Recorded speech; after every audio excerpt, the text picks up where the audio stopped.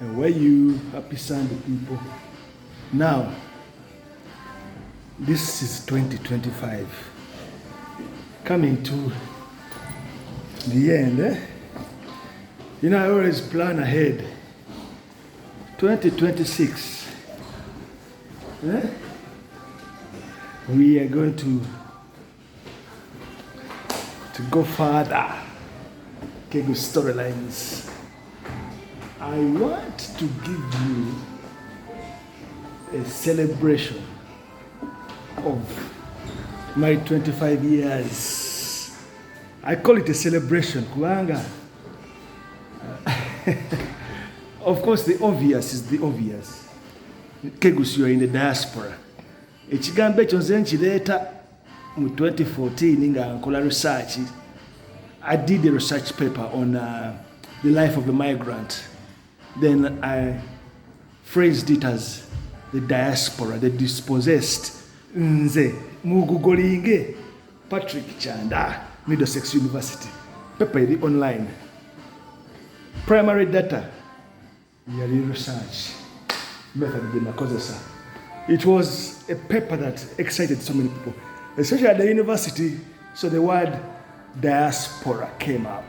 Nenga kitegeeza dispossession, you know, Nakba, al-Nakba.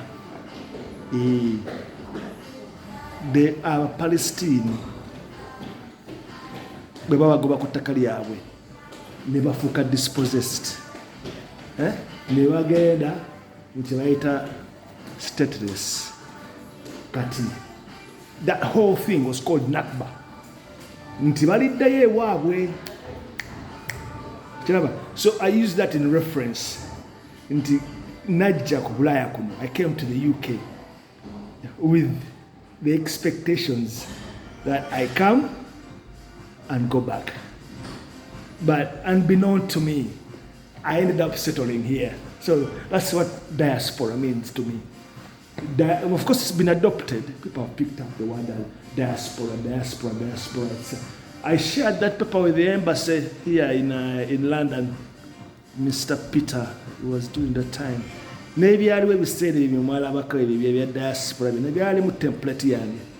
Yeah. It went far and wide. Right?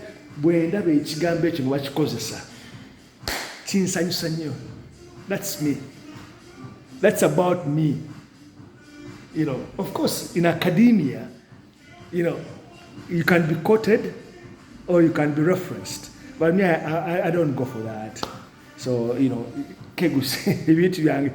mulaba n'akantu ka I love Kampala ke mwakoze akantu akakapya akali ku monument. Mbadde mpandiika story ya mu Tanzania nga nkakozesa I love Arusha. And they have picked it up. They have picked it up, and I give accolade to whoever in, I think it will be Kampala City Council, KCCA, who picked up that. Kubanga nze ebintu byenkola abantu babifollowingira ddala ne babikkiririzaamu. So anyway, let's jump. 2026. Hello.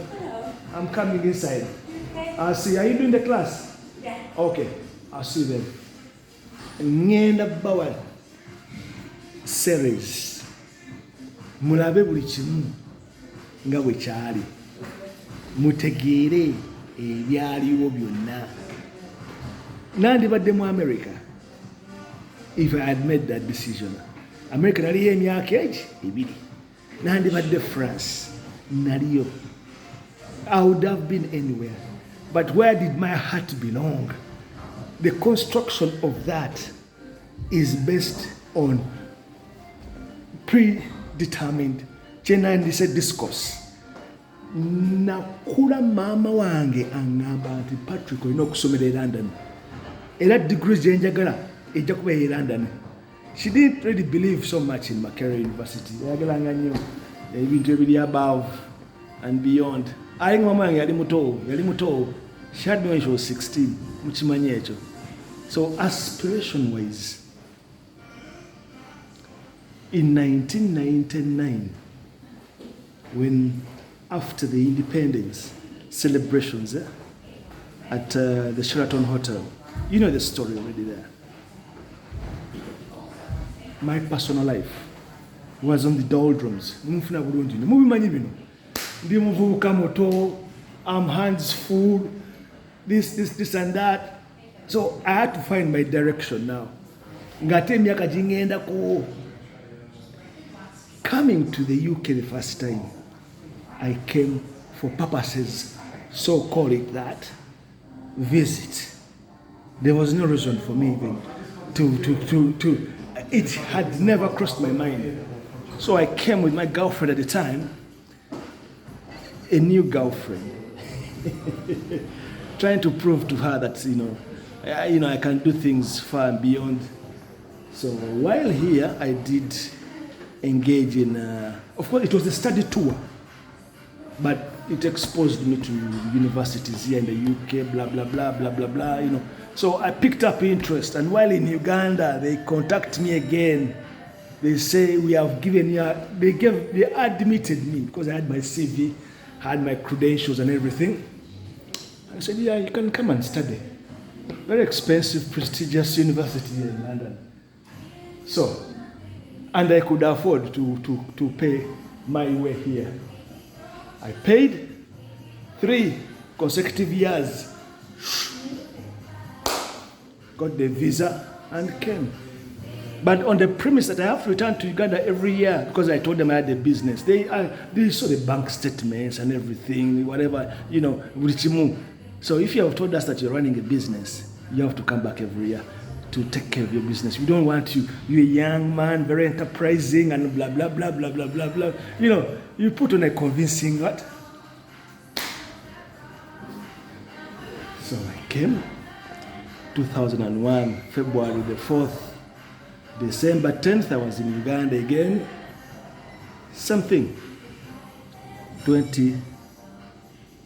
2002, 2003, 2004, I finished. I returned. Nze nsooka ebyabasama. Nakomanga we Uganda nenjagaza abantu gye nvudde. Abantu bali tebamanyi, bampuliranga mulizi, oba bandabanga bulabi. This time now, of course, we'll come away and come Kampala. You make a statement. Summer, come here. So that's how the story begins. And that's how it's going to go. So we shall dig deep. Education exchange program, Camp Counselors USA. Go to the US in 2001. They liked me so much, they asked me to come back. They had even given me a job. That's how good an impression I had made on the American program. But I still had to finish my studies here, so I couldn't take up the offer. So I finished my studies in 2004. I come back to Uganda, maybe some of the things were beginning to change. And what are you doing here on Sunday? I had a big Saturday. Okay. Lunch dinner. Shake it off and eat, isn't it? Okay. I needed to. Yeah, I'll see you tomorrow. Okay, buddy. Yeah, so that's the whole picture of the story. Abatamanyi bintu bino bannange nagala mwetegereze nze ekintu kyonna kye njogera kiri affirmed. Nasoma nina degree 2 ekinzizaayo nkole degree endala mu 2011 2011 kati olwo nga bamaze okumpa obutuuze nali ndi ku myaka 10 10-year rule kati bwe bangra mwebimanyi ekegosi nga namira pini nga nenzijuza mugiyita indefinite leave, a leave to remain, whatever. To clear my mind now. Consider nsome again. All along, nali nzize nsoma ebintu bingi nnyo era bwe nkulaga resume yange kuliko ebintu bingi nnyo. nasoma computer eyo paka kugitroubleshootinga kugisumulula yonna nempanga. Microsoft certified system engineering myaka ebiri. Ffe tusooka mu IT nensoma health and social care yonna nengiteeka wansi. Olwo kati ndi mu support worker ndi ngenda bawa story eyo mugirinde mwaka mulamba tugenda kubeera ku kintu eki kimu. Mumanyi how I do my things. Wenkwata ekintu I take the juice out of it and then we enjoy it. It's just like the Tanzanian beauty story. Story entuufu nnyo ey'omu Tanzania.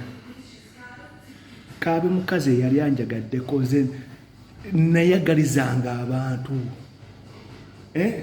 Era n'abakazi be nayagalanga nga balina kye bannyongerako, balina that leverage. Oyo gayo oyo yakugambye ekyo nga tebantegeera. Omusajja oyo yeepanka, musajja alina amasape, is very proud. Naye abamumanyi ndi proud. No, tell me. Bw'oba omumanyi, okay, oyinza okuba ondaba ku bino video bwenkola bwani bonna neeyogerako randomly. Teri kintu kyenjogera wano. It's all of God. Njogera byenjagala. Ekyo kyewunyisa abantu. Naye ng'abantu nina emikwano egiri far and wide. Wano ku Bulaaya abantu, of course, when you settle somewhere or when you begin a life somewhere, you begin a new life. Kati nze mukazi wange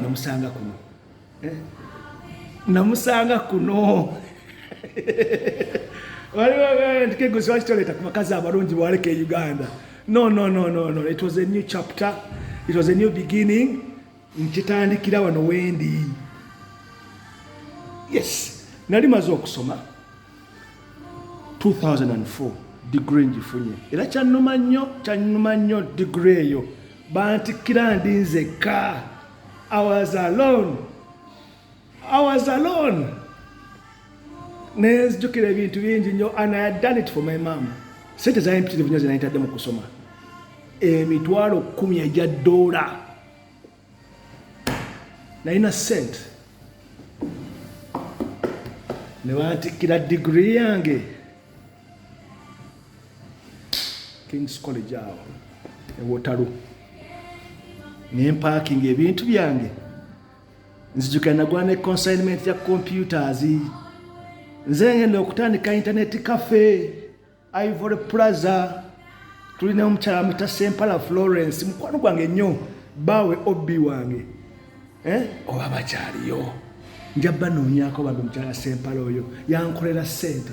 Era kyembagamba nti nze abakazi bankoledde sente left, right and center. Of course, wekirina okubeera, nkuteeka mu kintu, mu business, I have that background, you take care of things. Tebiri mu bintu ate uti boss yakwanya omuwala. No. Tobikolanga. Do not. Kiraba? Naye kati while in Kampala during that time, kwanaddeyo December 10th, 2004, nalinnya gundi mu gitabo kya Emirates Air. Emirates Air was just beginning. The flights were beginning via Middle East. They come out quietly, minus the drama. Remember the drama when I was coming the first time was different. This time it was solemn, quiet. So hey, Kegus is back. Kegus is back. Maybe tukati byali bikyuse, bintu byali bitandise okukyuka. Bakulabye ng'omusama, bamanyi oli mugagga, and you couldn't get things done. It was always hemorrhaging money. It's just this and that. I hadn't got an emyaka. Now I was 30. 30 what? 32, 33. Then I translated, and my visa was still valid, so I decided let me go back to UK and settle down. Maybe that being end of Baga, maybe the biggest reason I offloaded Paramount Investments and Entertainment. You will find out. You will find out in the story, in the series. So we shall go chapter by chapter as we dig into that. So I want to see you know, so you get to know that you are not speculating that you know can you say that I have a day, can you say that cause no. Sabualanga ko. Never. Titisoka. Can you say I have one? Nze. Nkuba mukubisimu. First of all, contact them the fan why. Ade. Then come out. That's 2005. Nzijukirwa. I didn't call a decision. When I made that decision, remember. Hello, I see you inside there. When I made that decision, people, listen. Nengabaka nkole send off party. Angenwa discotheque. Tebangana we yange.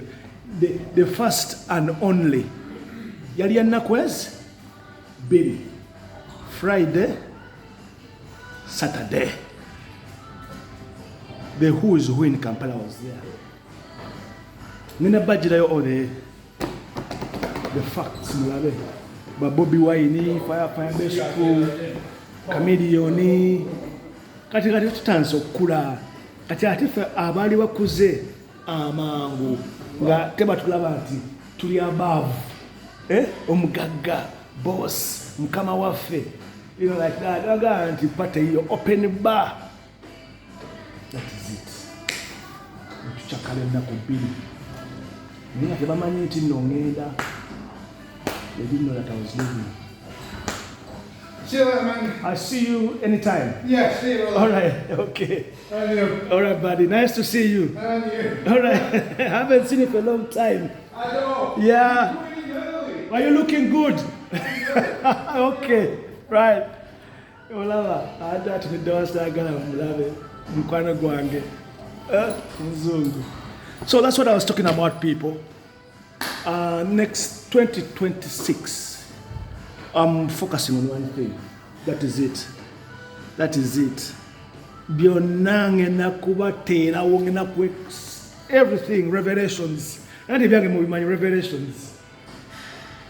Na chaka na kubulaya wano. Nze nsooka okubeera na apartment. Student. Sina mu apartment. Ono mwana sente azijjawa. Nvuga olwo. Nze Bulaaya nagirabyemu birungi byerere. Yes, nga bwe najja era bwe na maintaining obulamu. Bumubuuze wano abantu bakubuulire. Nayamba abantu bangi nnyo wano, gundi talina wa kusula address, bita byonna mirimu, you know, bingi. Muli good? Tuli good? Kati bibyo bya kegusi. Eyange, webitu bibibeera. Kiraba?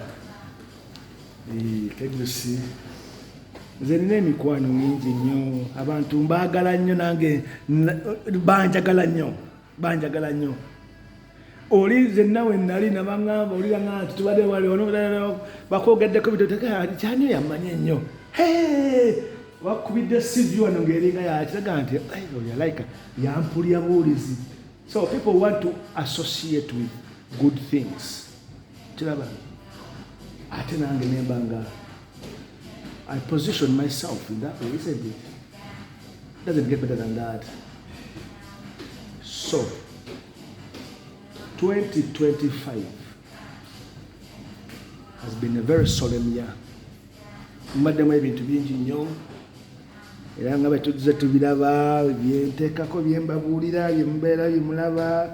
I missed a frigo. Afrigo band eyo yajja London on the 20th of September. I had to do the honors. Birthday gye nagendako omwami oyo mukyala we wa mu nyumba, wa mu nyumba in house, and there was nothing I could of course Afrigo band will come back again next year, isn't it? But this was a party, 50th birthday party. So 50 years don't come again, but Afrigo will come again. But I've given you the story as well, isn't it? You have the story. The story najiba wa Afrigo, my girlfriend was sad. Tuza kumeza. Omugaga. That was the night we danced. Today is Sunday, in the class mango. And that's it. Mbagala nnyo bantu bange. Nange munjagala nnyo.